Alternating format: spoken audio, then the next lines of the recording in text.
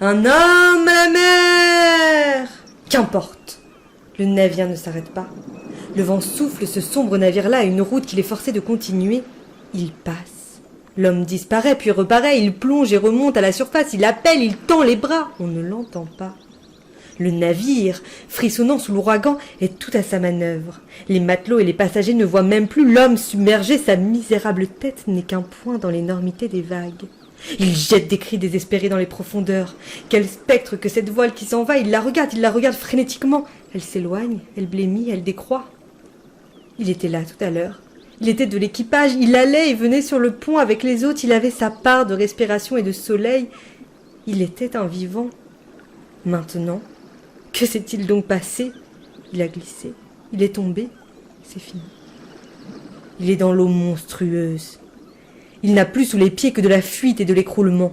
Les flots déchirés et déchiquetés par le vent l'environnent hideusement. Les roulis de l'abîme l'emportent. Tous les haillons de l'eau s'agitent autour de sa tête. Une populace de vagues crache sur lui. De confuses ouvertures le dévorent à demi. Chaque fois qu'il enfonce, il entrevoit des précipices pleins de nuit. D'affreuses végétations inconnues le saisissent, lui nouent les pieds, le tirent à elle. Il sent qu'il devient abîme. Il fait partie de l'écume. Les flots se le jettent de l'un à l'autre. Il boit l'amertume, l'océan lâche, s'acharne à le noyer, l'énormité joue avec son agonie. Il semble que toute cette eau soit de la haine. Il lutte pourtant, il essaie de se défendre, il essaie de se soutenir, il fait l'effort, il nage, lui, cette pauvre force tout de suite épuisée. Il combat l'inépuisable. Où est donc le navire? Là-bas, à peine visible dans les pâles ténèbres de l'horizon. Les rafales soufflent, toutes les écumes l'accablent. Il lève les yeux et ne voit que les lividités des nuages. Il assiste, agonisant, à l'immense démence de la mer. Il est supplicié par cette folie. Il entend des bruits étrangers à l'homme qui semble venir d'au-delà de la terre et dont on ne sait quel dehors effrayant. Il y a des oiseaux dans les nuées, de même qu'il y a des anges au-dessus des détresses humaines, mais que peuvent-ils pour lui? Cela vole, chante et plane, et lui, il râle.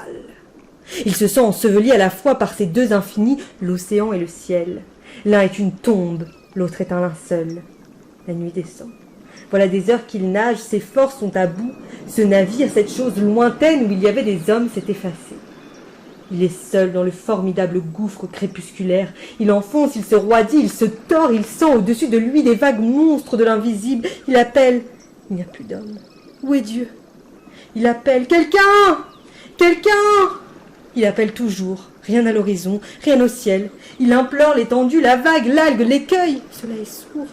Il supplie la tempête. La tempête imperturbable n'obéit qu'à l'infini. Autour de lui, la brume, la solitude, le tumulte orageux et inconscient, le plissement indéfini des eaux farouches.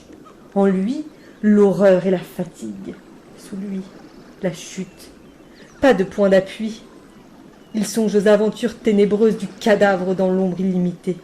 Le froid sans fond le paralyse. Ses mains se crispent et se ferment et prennent du néant. Vent, nuée, tourbillon, souffle, étoiles inutiles. Que faire? Le désespéré s'abandonne, qui hélas prend le parti de mourir. Il se laisse faire, il se laisse aller, il lâche prise et le voilà qui roule à jamais dans les profondeurs lugubres de l'engloutissement. Oh, marches implacables des sociétés humaines, perte d'hommes et d'âmes chemin faisant, océan où tombe tout ce que laisse tomber la loi. Disparition sinistre du secours, oh, mort morale. La mer, c'est l'inexorable nuit sociale où la pénalité jette ses damnés. La mer, c'est l'immense misère. L'âme, à volo dans ce gouffre, peut devenir un cadavre. Qui la ressuscitera?